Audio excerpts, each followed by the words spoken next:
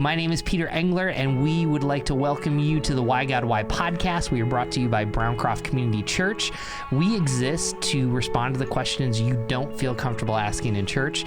We are here with our extraordinary producer, Nathan Yoder, and our stupendous guest co-host, Josh Eisenhart. Welcome to the show. Thank you, buddy. Thank you. It's good to be here. Those sound effects are nice. I don't know if you can hear those, but anyway, that threw me off. Well, the reason why we have Josh here is we are interviewing pastor, educator, teacher, and author Justin Bowers, who wrote the book Wonky. And the question we're dealing with is, why do I struggle with the church and not Jesus? And Josh, so you've served in youth ministry, you've served with young adults, now you're the director of storytelling here at Browncroft. I'm sure you've engaged this question in lots of different ways. Yeah. I mean, I think the idea of, I think a lot of people can get behind the idea of Jesus, right? Jesus is love. Jesus is just, that's who we talk about at church. But then sometimes when we get into the nuts and bolts of the church, it's harder to, sometimes it's harder to see Jesus. And I think that's on us. And I think that's where I know that I read Justin's book, and I was like, some of the things he was saying was like, oh, I've done something like this, or I've said something like this, or I've had that conversation. And it was really good. But yeah, definitely starting with students and then especially young adults, kind of going through those conversations. It's pretty normal now. I mean, it's like nobody just accepts their faith and says like, yep, this is it. I'm going to do this for the rest of my life. They're asking great questions, and, we got to be ready to answer them.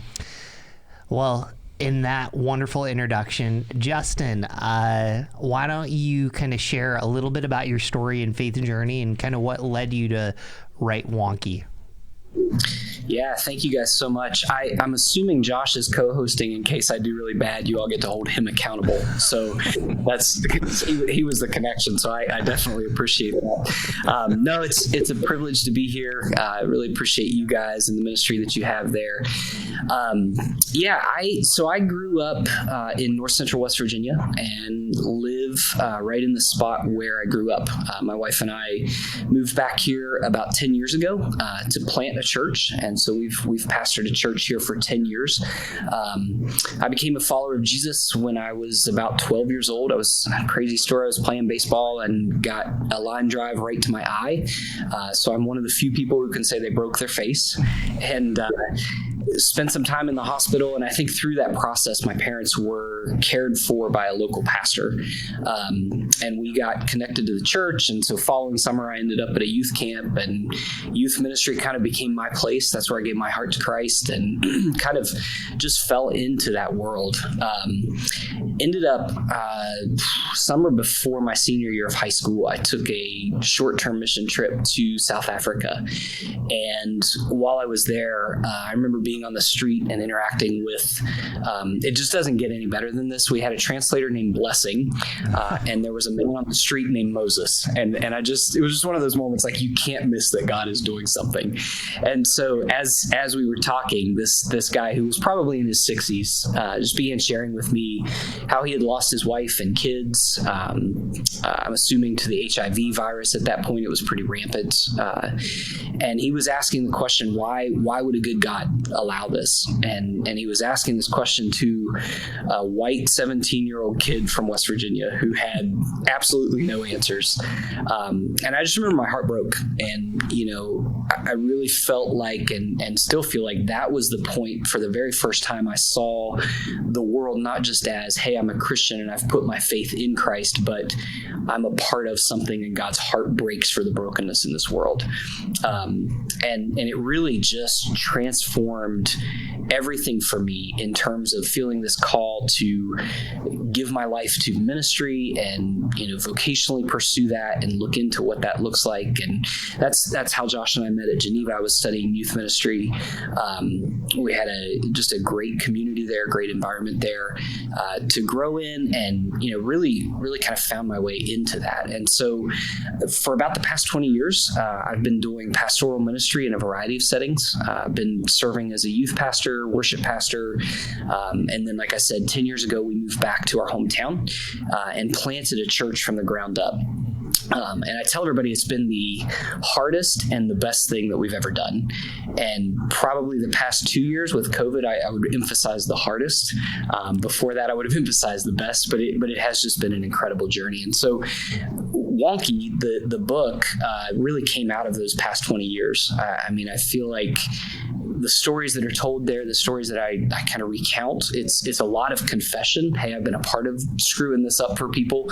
And it's a lot of, can we stay hopeful? Can we continue to be the church? And so, kind of the origins of the book, two things happened. One, I was watching with my kids. I have 4 daughters. And so we were watching the old Willy Wonka and the Chocolate Factory movie, which, by the way, was 50 years old last year. So kind of crazy that I watched that as a kid, and now I'm replicating it with my kids. But there's a scene in this film where Gene Wilder, who plays Willy Wonka, comes out of the factory for the very first time to meet the kids that are about to get this amazing tour. And he looks like this just decrepit old man hobbling along on a cane. And at the last second, he kind of plants his cane in the ground and falls forward like he's going to face plant, and then tumbles into this roll and jumps up, and the whole tone and tenor changes. And I watched this film and I looked up just because I'm curious, like, what was that? Where did that come from? And I found this article that he said he put that in the movie. He decided to do that. And his whole point and purpose was to say to the audience, I don't want you to know whether you can trust me or not. And for me, it was this moment of, I was prepping a teaching series and I knew I wanted to preach about the church. I wanted to talk about the church, but I wanted to do it in a way that would connect with people, because I was having all these conversations about how the church had hurt people, how people were checking out of the church. They really, as Josh said, they really didn't have a problem with Jesus, but they were really worn out, abused, hurt, frustrated, tired of the church in general. And when I read that article about Gene Wilder, I was like, man, that's it. Like, that's the place where my friends who are walking away from the church are. Mm-hmm. They don't know if they can trust us anymore. And so the book started to emerge from that. And so, kind of the subtitle is How to Follow Jesus, Survival Guide for Following Jesus When You Hate the Church. And it's really interacting with Paul's letters in Corinthians and some of the things that happened in the early church at Acts, and saying a lot of these issues aren't different. And the church has always been wonky. The church has always kind of been jacked up. And we got to keep having these conversations, because even though we are a broken place, we're called to imagine this place that is wonderful and magical and full of life and hope and purpose for the world. So super long introduction, but that's kind of the story of how we got here. Yeah, and I love hearing just that origin story of your faith, and hearing you say, it began with a pastor being the church the way it's supposed to be, like caring for a family that maybe he knew, maybe he didn't know that well. If you're saying you weren't really in the church that much before then, but your broken face and that story, just the origin right there leads this beautiful thread through your journey to now saying, like, even what I saw back then, I feel like we do that well sometimes, but not well enough, because there's a lot of people who are not experiencing the care that we should be giving people. So, man, I love that. I love just that origin of where that book comes from. And for me, like, when you're having a sit-down conversation, you're across the table from someone, and they say, man, I love Jesus, but the church has hurt me, or I just can't stand the name it, the politics, the hypocrisy, the whatever. In that moment, what do you normally say, or what do you find yourself leaning on? Yeah, I think it's funny. I find myself a lot of times saying a couple things. One is I'm sorry, and two is me too. There's just a reality that I think, as that we can lead with this humility and this true confessional, hey, yeah, like I get it. And I'm complicit in this. I carry some guilt in this. I have hurt followers of Jesus along the way, and I have chased people away from that. And then, the Me Too piece is really, I've been hurt by the church. I think there's this weird dichotomy that there's more and more research coming out. There's more and more focus being given to pastoral burnout, to ministry leaders struggling with depression and mental health and emotional issues. And the reality is a lot of that is coming from what they're experiencing within the church. So if we are called to relational ministry, whether it's pastoral or, hey, I'm a congregational member and I'm just trying to reach my friends who are hurt by the church, leading with our own hurt, caring with our own hurt, building that relationship with, yeah, I've been there too. I think that carries a lot of authenticity. And, the reality is we're trying to listen to what people are really saying. And I try to get at this in the book. When people are saying they hate the church, it's like anything. We're saying we've been hurt, we've suffered, or we've given up. A lot of the times people have a false identity or a false image of the church because the church has given a false identity. Whether it's, hey, we're really program centric and you just run our pipeline and all this stuff, and those things are great. But at the core level, the church is the pastor showing up in the hospital room. It's the grandmother saint who shows up at school and says, hey, I've been praying for all your kids every day. It's those relational touches that make all the difference in the world. And so a lot of times that's where I am, is just, kind of leaning into like, yeah, I get it and I apologize. And, if we can move forward, let's try to do that together. So what's angered or frustrated you the most about the church in the last year?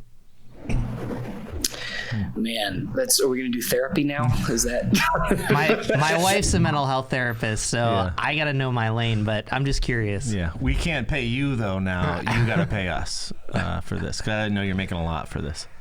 I think the line that I've found myself repeating a lot in conversations is that institutionally, and I don't think it's just the church. I work kind of bivocationally right now as a teacher as well, and I think we see it in the schools. I think we see it in the healthcare system, everywhere. But COVID really didn't break things. COVID revealed things. It really, the funny thing about the masks is that COVID has kind of unmasked everything and shown us just how much we thought we had together, or we pretended like things were going. And literally overnight, March 13th, the nature of leading church as we knew it shifted. And it revealed so much. It revealed so much about my heart. I'm sitting on a Sunday morning for Easter of 2020, hitting play on a computer with no one around me and questioning my whole identity as pastor, right? And what is this really all about? And at the same time, for those that are part of our faith community, the rationale of, I'm not ready to come back. Okay, but you're ready to be at Target, or you're ready to be at the coffee shop. And what do we do with that? Like, what is the commitment level? So, the anger has come from, I don't know. I would say there's less anger and more of just kind of an exasperation of like, are we really going to keep trying to do these things the way that we've always done them? Are we really going to not learn anything in this moment? Are we really going to miss this? And I think it's funny because I think it's probably exactly what God has said about me 100 times. Like, are you really going to keep doing this? And so just kind of pausing and going, what can we do here? What does the word that I use all the time is what do we reimagine? What do we need to reimagine and look at through a new lens that maybe we've never talked about before? Whether that's the metrics of the church, the commitment levels to the church, the work of discipleship, how do we look at that in a different lens, a different setting right now? When you say we keep doing these things, not God talking to you, but you and the church, be specific. What's a area like we keep doing these things and what? Yeah, I think, and I really hesitate. I don't make blanket statements because I pastor a church in West Virginia, which is a very unique setting. For us, the conversations right now are very much about metrics. And, I joke with everybody, in the first 7 years of our church, I planted a church group to 200. And the last 3 years, I've grown it to 60. like we're really doing well. And, so much of our measurement and our metrics, I think we equate to our worth and our value.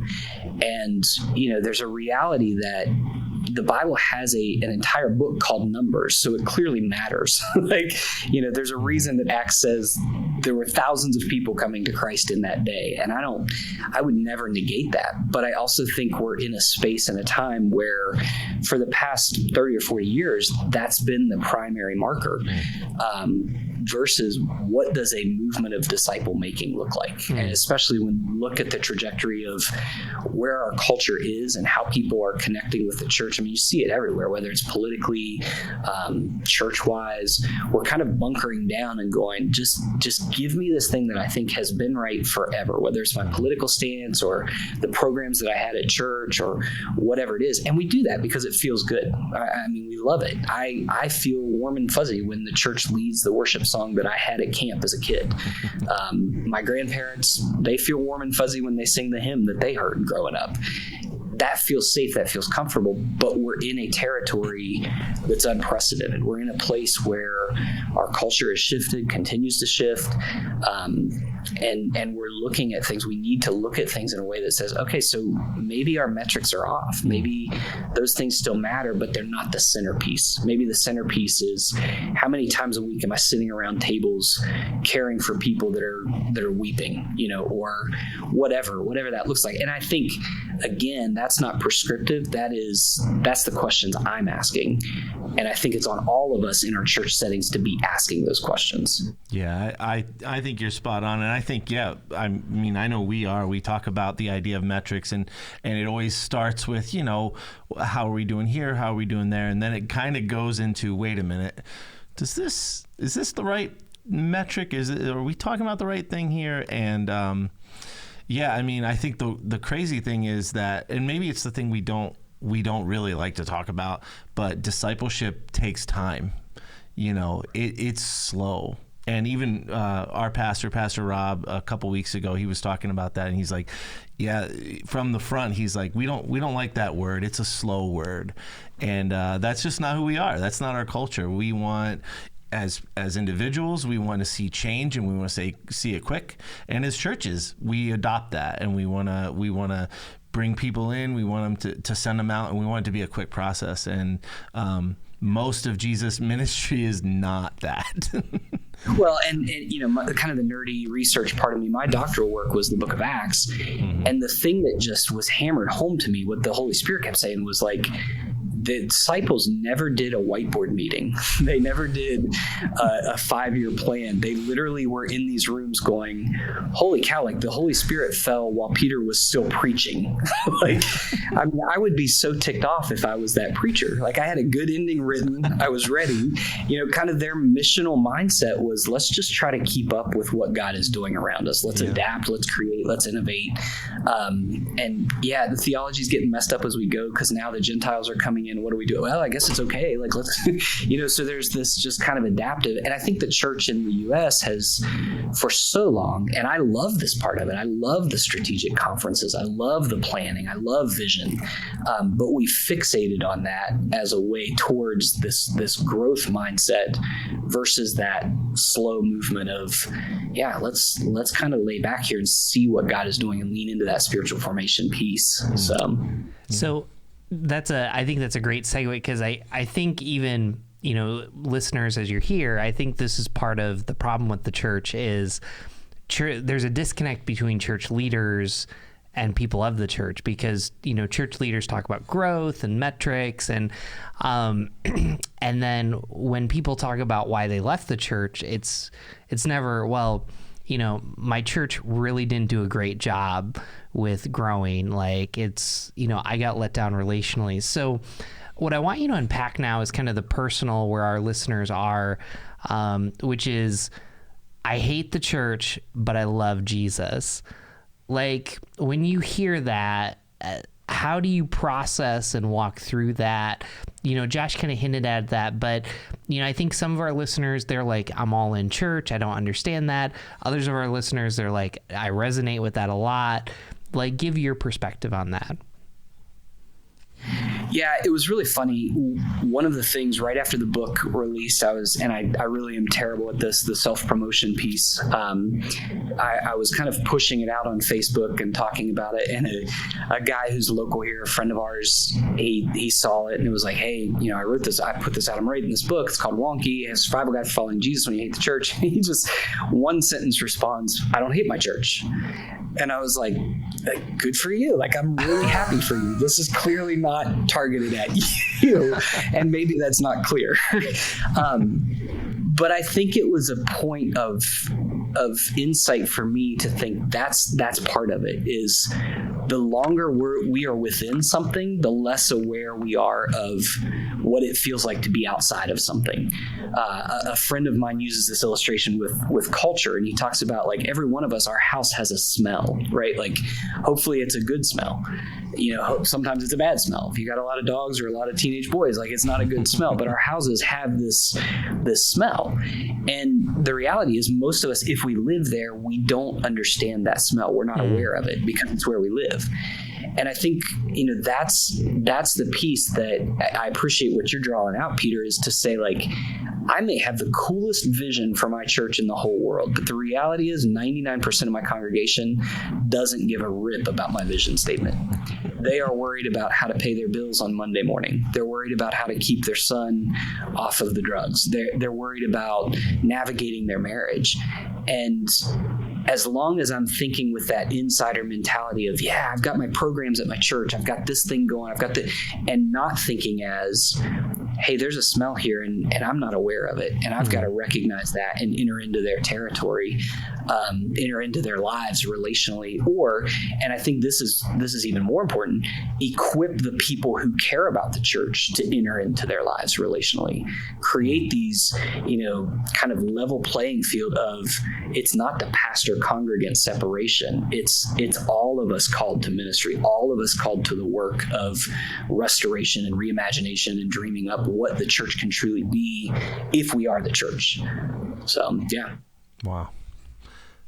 That was a solid answer. I'll give you an A on that one. Thanks, Josh. Appreciate it. I was thinking at one point, as you said, you kind of did youth ministry. I did youth ministry, and we both went to school for that. And I think somewhere around when you're talking to middle schoolers, every youth pastor says, like, you got to make your faith your own, right? You got to make your faith your own. It's not your parents' faith. It's not whatever. And so this over the last probably 3, 4, 5 years, this idea of deconstruction, like that's a huge thing right now. People are talking about it and they're like, this is new. And I'm like, haven't we been encouraging kids to deconstruct their faith since we started? Because it's really about taking what you've been taught, what you've known, the faith of your parents kind of, and then saying, like, wait a minute, like, is this what I really believe? So so I've had a lot of conversations about this, and then there's a lot of high profile, deconstructing going on of faith. And so my question to you would be, what would you say is healthy about that? And then on the other hand, what is unhealthy, or does it reach a point to where it's unhealthy? Yeah, I love this question. It's super loaded, as you've said.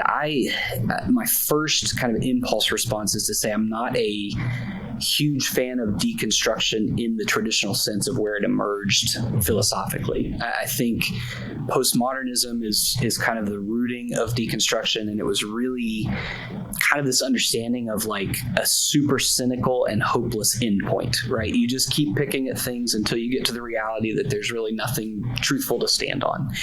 And I think as followers of Jesus, that's not where we land, right?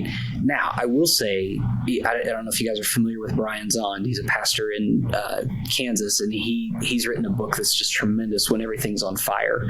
And he uses this illustration of, like, if we found this 1,000-year-old image painting, whatever, of Christ, and the artist was given the job of restoring it, the artist would not use the tools of demolition. The artist would use tools of restoration. And so he says, like, yes, deconstruction can be healthy for the purpose of restoration, for the purpose of finding the beauty behind it, of kind of picking these things apart, getting rid of what's worn out, getting rid of what doesn't work in order to restore it. And I really like that. I think where I would maybe push a little farther is I'm not sure today that restoration may just be enough. I think we're also, and I know I'm saying this word over and over, but it's not just restoration, it's reimagination. Because so much of our idea of faith and church and what it means to follow Christ is tied up into our cultural contexts. In West Virginia, our cultural context, if you're a Christian, you go to church on Sunday morning and it's a nice building, and then afterwards you go to somebody's house for lunch. And if you don't do that, we may question your Christianity, right? Because that's what people do.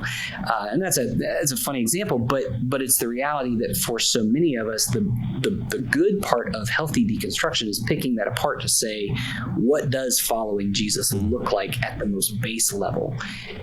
The reimagination is how can we do that in a day where so many people are deconstructing, in a day where so many people have been wounded by the church or feel wounded by the church.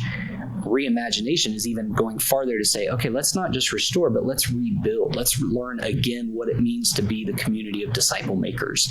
Let's look at, our models of church and our programs of church and our ways of following Jesus and say, yeah, we found the beauty of the Savior who loves us and died for us and rose for us. And it actually calls us to community and make your faith your own. Yeah, it's a great thing, but don't do that alone, because it was never meant to be an isolated individual experience. And we're actually going to paint for you and embody for you the way of being the community of faith in a way like you've never seen before.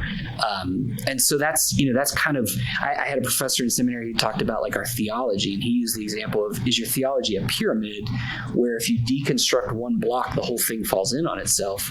Or is it a spider web that we get to pick at and we get to recognize the beauty of it? And if something breaks, it doesn't break the whole thing, but we get to watch that be restored, rebuilt. Maybe there's a new design and there's some things, and that can get wishy-washy, because then you go, well, what's orthodox and what do we do with that? And I'm not advocating for that, but I am saying there's a beauty to pulling things apart for the sake of finding the hope of the gospel again, and leaning forward into what that calls us to today in our unique setting and context. So recently I was watching an interview with John Plake from the American Bible Society with Skye Jethani and David Kinnaman from Barna. And, one of the things that they said was like this next generation of young adults and students are asking this question. They're not asking, is Christianity right?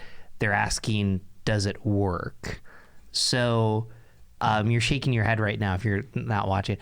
Why do you think that that's true? Like in your conversation?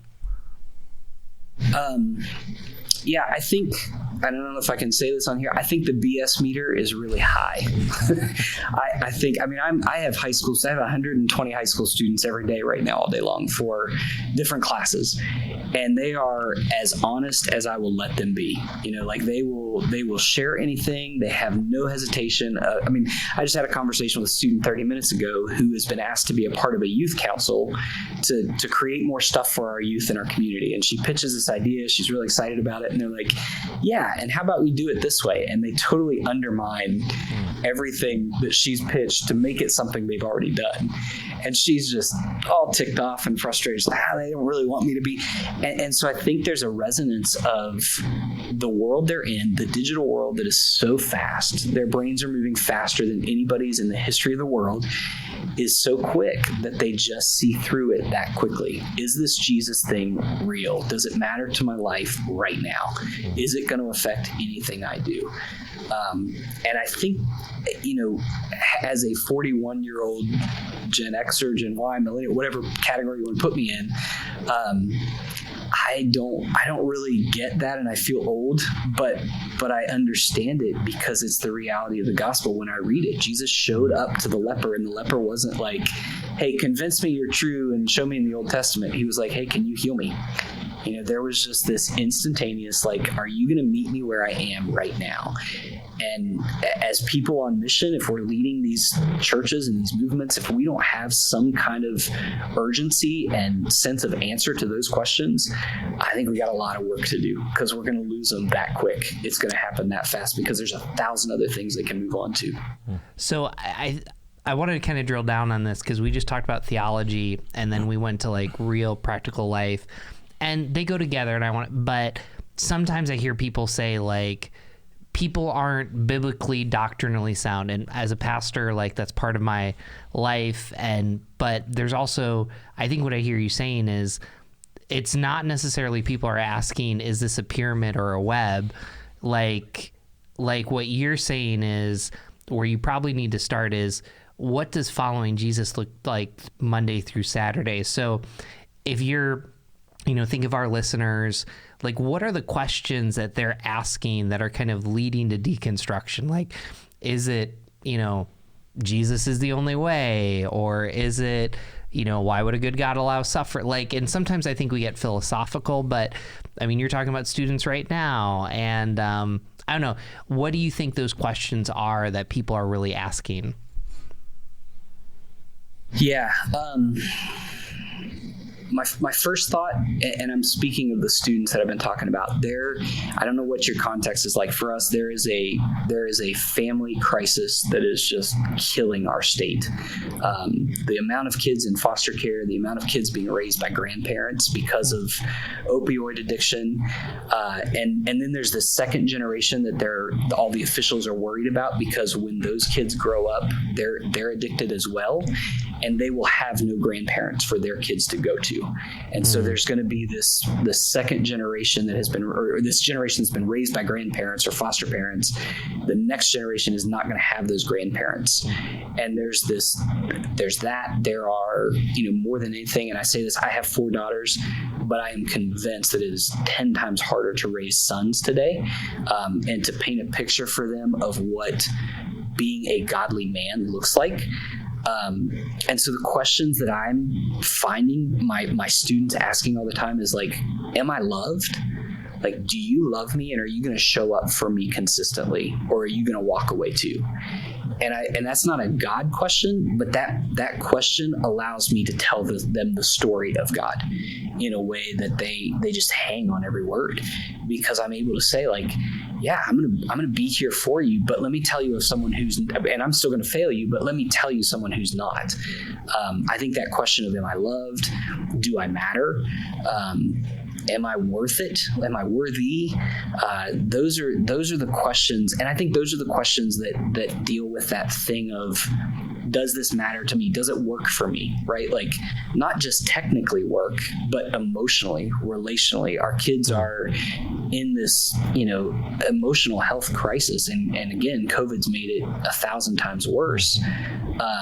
That they're desperate for some kind of longing, meaning, relationship, belonging, and we've tried to be, as a culture, really physically safe, trying to figure out masks and vaccines and all that stuff.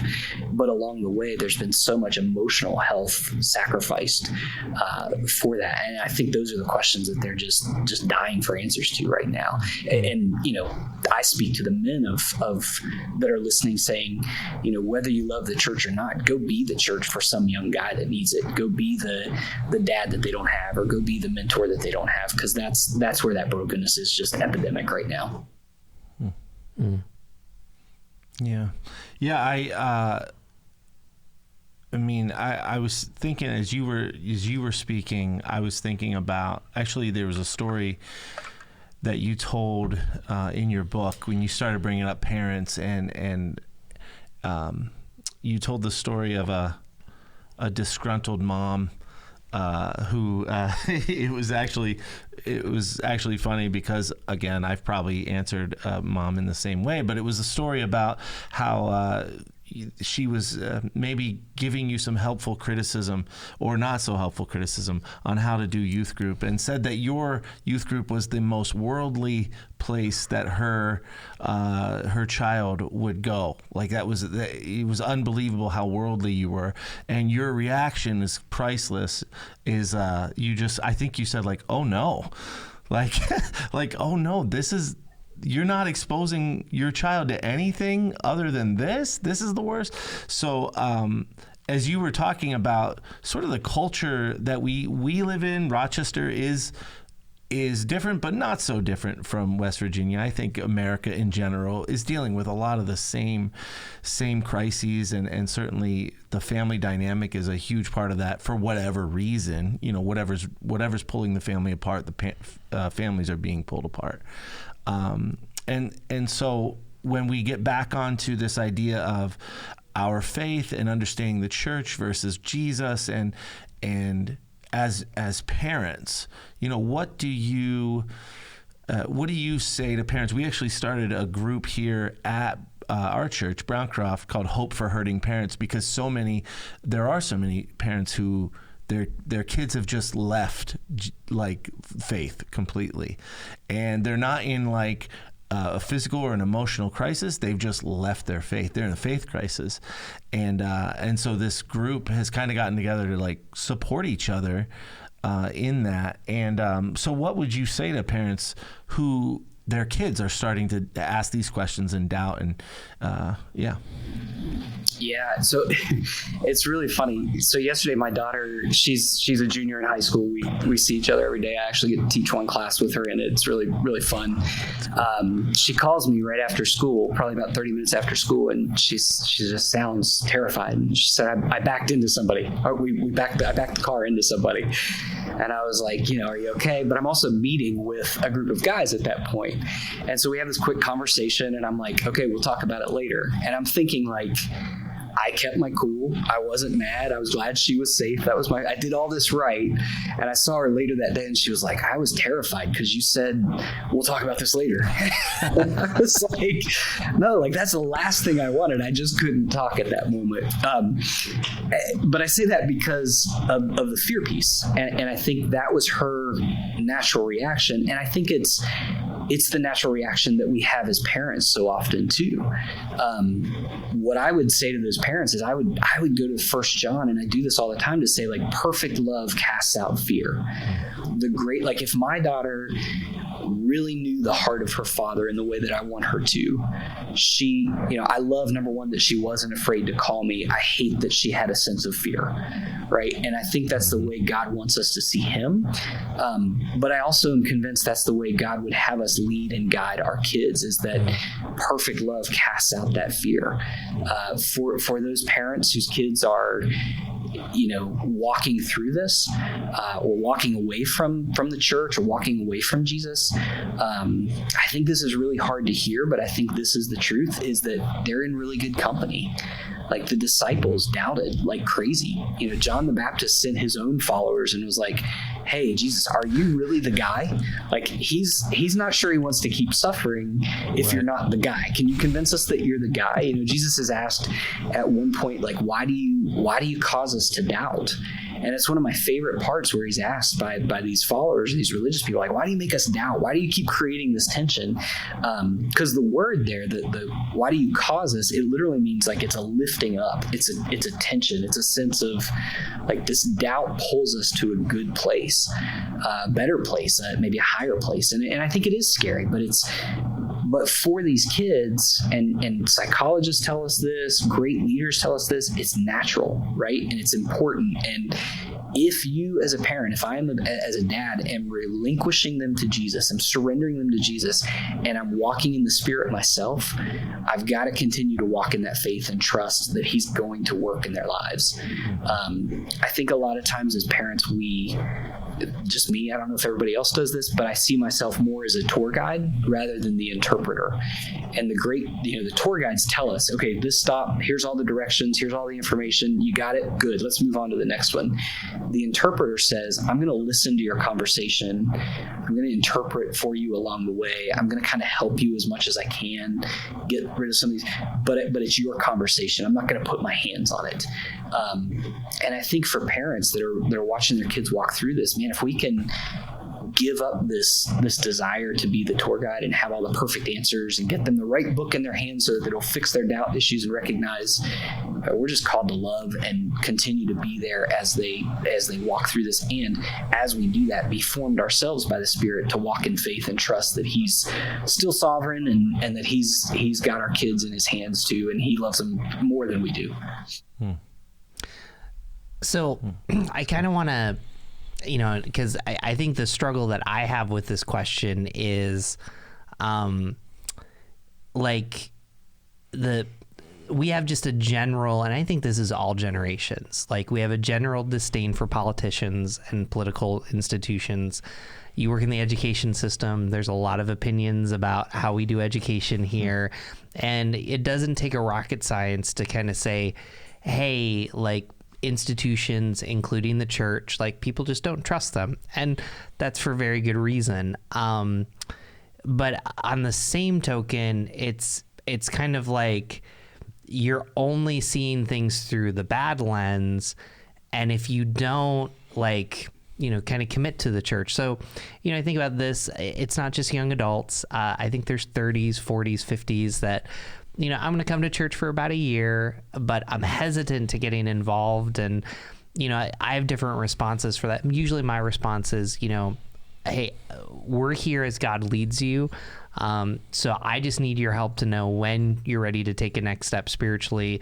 I want to be here to help you. But I also kind of get concerned of, we're kind of, we had a guest named Ashley Cross, and we talked about like the golden corral of spirituality. And so like, I'll take the good parts. And it's funny, today I was listening to the radio. Apparently there is like a huge fight over steak in the Bensalem, Pennsylvania Golden Corral. It just, but it's the best part. It's the best part right there. Oh, yeah. But I mean, do you push back on me? Like, I think my concern is I want to kind of affirm and empathize, and like, I struggle, and I believe like you, like, I'm part of the problem as a pastor. There's definitely situations I wish I could have handled differently, but kind of golden corralling our spirituality and even our church experiences. Do you think are kind of the negatives with that maybe some of our listeners who kind of say, hey, I'm just going to stay back at this level, I don't know, push back on me, share your thoughts? Yeah. Man, I think the first thing that comes to mind is this idea of Malcolm Gladwell has a podcast, and he did an episode where he talked about all the artifacts from the New York major museums that are in storage that never see the light of day, right? These just like thousands upon thousands of Oriental or rugs that are amazing and priceless and worth millions, and they never ever get displayed. Right. And is the whole thing like was this idea of when you're a curator of a museum, you make these choices and you decide what gets up on the walls and what people see and what doesn't. And you're responsible for the whole collection, but you get to decide what goes out to the public, and the public doesn't even know what they're missing. Right.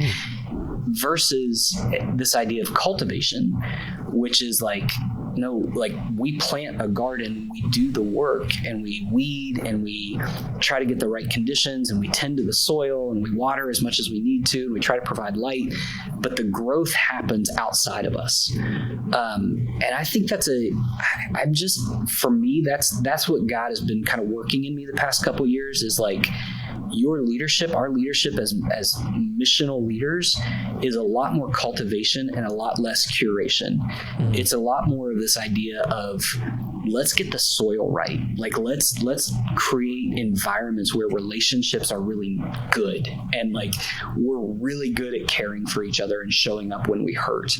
And our leaders are honest and authentic to the point that it costs them. Like, because I'm really honest in my sermons, but I'm pretty guarded about what it's going to cost me. But like, let's have costly honesty, because that's going to create an environment where our people are going to go, oh, like they're sharing out of their brokenness, then my brokenness is okay too. And the soil then gets right for healing, for relational and spiritual health and freedom. I think that's the piece. I also think this, this loss of long-term commitment, the long-term faithful relationships that our society just doesn't really see much anymore. In our town, I'm sure it's the same in your town. And I talk about this in the book, the vagrant Christians that kind of move from place to place to place. And there's a cycle of like every 4 or 5 years, well, your church isn't meeting my needs, so I'm going to go to this church because their music's better or their programs fit my kids better or whatever. And I don't knock people for that, but I do think it's saying something about our commitment levels. And by the way, I think our leaders have the same issues. We get to the point where the grass is greener and we want to move on. And so finding this long, faithful, slow obedience, that's what Andy Crouch calls it, right? Like long, faithful, slow obedience. It's the Eugene Peterson that looks back and goes, oh my gosh, like here's what ministry looked like over 40 years rather than 4 months. My 4-month plan is really sharp. My 40-year plan, I don't even know what that looks like. But if it's about cultivation, then I can take my hands off of the controlling pieces. I can worry less about how things are going to go and say, I'm going to trust, again, that Acts piece. Like, here's where the Spirit's at work. Let's cultivate that. Like, let's be really good at asking questions and setting up spaces where people's relationships are getting healthy and they're being brought closer to Jesus and we're glorifying Him along the way. The past couple of years, the thing that has sustained me are the ancient practices of spiritual formation, the silence, the solitude, the things that nobody's ever programmed for me, just giving space in my life to those things. It's rocket science, right? Like we've only been told this for thousands of years, like silence, solitude, prayer, meditation, fasting, do those things. Maybe we need to write another book about something new. And I think those are the things that just keep us rooted in those practices of what the Spirit has for us. Yeah. Yeah, I love that you just said that, these ancient practices, because it was probably, 5 to 7 years ago. I don't know. I'm old now, Justin, so I can't remember years. But it was we had someone on staff that really challenged me with a lot of those. He was like, you got to get down to the Abbey of the Genesee, which is a monastery not far from us. And you got just silence, man, just spend time in silence and listening. And I'd never done that. That never came up in the curriculum at Geneva, even, or at least, well, I might not have been paying attention, to be fair to all the great teachers there. But it home really of the changed. Golden Tornadoes. Yeah, home of the Golden Tornadoes. But it did. It changed a lot. And just listening. Just listening. There's so much richness to that. So. Well, and that's the cynicism that we get when we sit around with other pastors. Why are people leaving? Why aren't they committed? Why can't we get more volunteers? I wonder if it's because they've encountered the programs that I've built, but I'm not helping them encounter Jesus, right? Because the disciples encountered Jesus, the resurrected Jesus, and said, yeah, we'll die for that, no problem. It wasn't a class that Jesus taught. It wasn't a small group that Jesus hosted. It was the resurrected Jesus. And I think a lot of times in our churches, we're like, well, I can't believe people would check out of this small group so quickly, or this youth ministry or whatever. And it's like, yeah, I'm getting more convinced that, like, no, that makes perfect sense, because I wasn't letting them encounter the resurrected Jesus. They were encountering my strategy and my program. Well, and I think this is kind of good as we kind of get to a closing and we can talk a little bit more, but I think even what I struggle with and I just resonate with so much is like where Josh start, at what point are people's faith their own? At what point, and like as a pastor, what keeps me up at night besides my 1-year-old Lucy is like, I don't want to throw someone to Spirit of the Disciplines by Richard Foster and have them be like overwhelmed. But I also kind of know that like I can't keep spoon feeding you, because when you do something, even when you do it imperfectly, like God has a way of blessing that. I don't think people realize it's a scandal that people can read the Bible now. Like Gutenberg, like we talk about it like it was this huge celebration.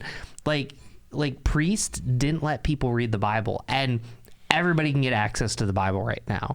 Like, and there's there's a little bit of good things with that, like what they did pre-Gutenberg, because like people could interpret that. But obviously, I think everybody having access to the Bible in a translation is really beautiful, but it takes work to understand it. And even when I first started reading the Bible and I started there's things that I got wrong with it that took time. And I guess what I'm even saying, going back to this, why do I struggle with the church and not with Jesus?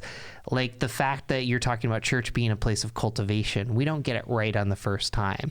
And it is about the Monday through Saturday. And it is about having a life that's practiced and rooted and, with prayer and Bible reading and community. And like, even I think I struggle with this, like when someone comes to me and they're like, well, like, what's my next step? Like, I think I need more information, or I need more class. And I want to like respond to that. I want to be kind, but it's also like, maybe it's something that like you need to do outside the church.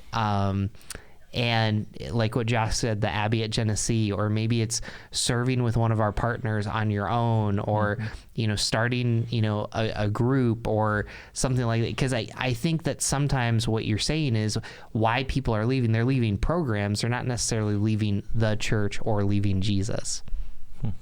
Yeah, I think that's spot on. I think that would echo back to parents too. Like it's casework, not classwork, right? Like if we could become better social workers who say, I've got these 25 cases, these people, and every one of them is in a different place, then that means I start in different places with the conversation, with the relationship, that this student that I have, or this college student I have, or my next door neighbor, I may have a student who's having major parental issues, and that's where we start. That's where discipleship begins for them, rather than let me hand you a Bible and tell you about the Old Testament and the New Testament, right? Or a neighbor whose marriage is falling apart. That's casework. That's not classwork. It's not that the classes are bad or the small groups are bad. Or the programs are great. That's just, we just can't end there. That can't be the end goal. Justin, other than the fact that you're friends with Josh, I just think it's really great that we have you on the podcast. So, I'm a big fan of Josh. So we always end this podcast episode with a question: what does Jesus have to say about this topic? And so we all answer that. And so the great thing is Josh and I will answer, and then you get to clean up any heresy that we botch. So there will be heresy. All right, just so you know. Take notes. Josh just got credentialed, so he is a REV dot. He's a reverend. Yeah. So. Hey, that's exciting! Congratulations. Oh, thanks. And I thought for a second when we introduced him, he is a doctor. We should call him a doctor. Justin is fine. Wait, are you the Reverend Dr. Justin Bowers? Yeah, and all that means is that I have more student debt than a lot of other people. That's really what it comes down to. Oh man. Well, what does Jesus have to say about this topic? Do you want to go first? Yeah, sure. I mean, I saw this question and I was like, man, Jesus has a lot to say about this topic, I think, but I'm all about simplifying, right? So for me, what I started thinking about when I read, why do I struggle with the church and not Jesus? I kind of was trying to think, what does Jesus really want us to do? What does he want us to do? And I started thinking about Peter, after the resurrection. Peter, of course, denied Jesus 3 times, and Jesus told him he would do it. He didn't believe it. And then he finds Peter, and there's this just like one of my favorite moments of scripture where he walks up to Peter and says, do you love me? The guy who just denied him, do you love me? And Peter says, yeah. And he's like, feed my sheep, lead my, and I feel like as a church and as someone who's asking this question, who do you think Jesus is? Who do you say Jesus is? Do you love him? And if you do, then, as a church, we get things wrong and we overdo it sometimes, but are we loving people well? Are we loving people well? And even as a follower of Jesus, there are things, and there are things that the church has to apologize for, but do you genuinely know and love Jesus? And that, I don't know. That's what I thought. I don't know if it's right or not. We'll let Justin, clean it up later. Sure. I think my favorite word from this interview from Justin is cultivation. And whenever I meet someone that's struggling with the church, usually what I want to tell them to do is, can you just reread the 4 Gospels? Okay. And the reason I use the word cultivation is you see what Jesus is doing. Jesus is, he is rebuking religious leaders for what's wrong. We all enjoy that. We enjoy that he's rebuking the hypocrisy and the Pharisees, and like I think you can relate to that, but he's also cultivating a church, and he's cultivating a people that are imperfect. Josh mentions Peter and his failures. Peter's my namesake. By accident, my older brother's name's Andrew. Like these characters screw up, and it's amazing that Jesus entrusts the message of the gospel that changes the world to a couple hundred no names, and we begin to see just a different picture that we can struggle with the church. I think the disciples did. You brought that up, but there's something about cultivating the message of Jesus that when we find that, in many ways it works more than we even think, and the gospel is more beautiful and life-changing. And as you read the Sermon on the Mount and you just see the values of the kingdom, blessed are the merciful, blessed are the peacemakers, all these things that our culture is looking for are found in Jesus. But the working out of that and the cultivation of that is really hard work. And you can sit there and be like, this is a season that it's going to be really, really hard. I might process and figure it out, but I'd encourage our listeners, what Jesus has to say is everything that I said in the Gospels is why we struggle with the church, with the brokenness of sin, but it's the hope of the resurrection too. Mm-hmm. Yeah.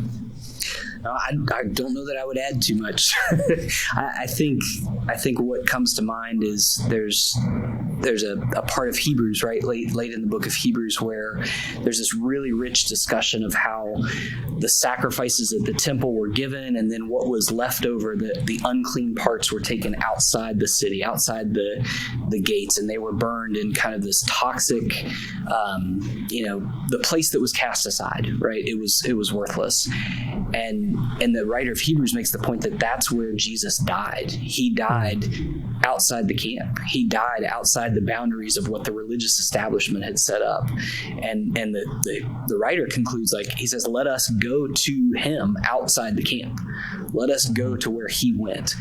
And I think that's more than anything, if I could rewrite any part of the book, that's the part I would bring in, is to say, if we're going to reimagine this, if we're going to move forward with pulling people to Jesus, but not just to Jesus, but to the reality that the faith community matters, we have to be willing to go outside of our camps. We have to be willing to get outside of what we consider to be clean and safe and well done and, whatever it is, and move to those margins where the reality of people's brokenness lies, where the places of brokenness in our culture lie, and go there all in to say that's where Jesus would be. That's the spot where he already is, and I think he's at work. We trust that he's at work, and he's kind of waiting for us to show up. He doesn't need us, but he's invited us, and that's the great joy that we have as followers of Christ. So yeah, I think that's a beautiful place to head towards.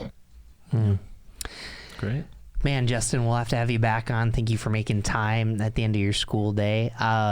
People can, if you go to Amazon or Barnes & Noble, you can find his book, Wonky. Where else can people find you online?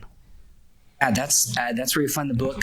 My wife and I have a website together. It's called better-stories.com. She's a photographer, and I think about things, so she's way more valuable than I am.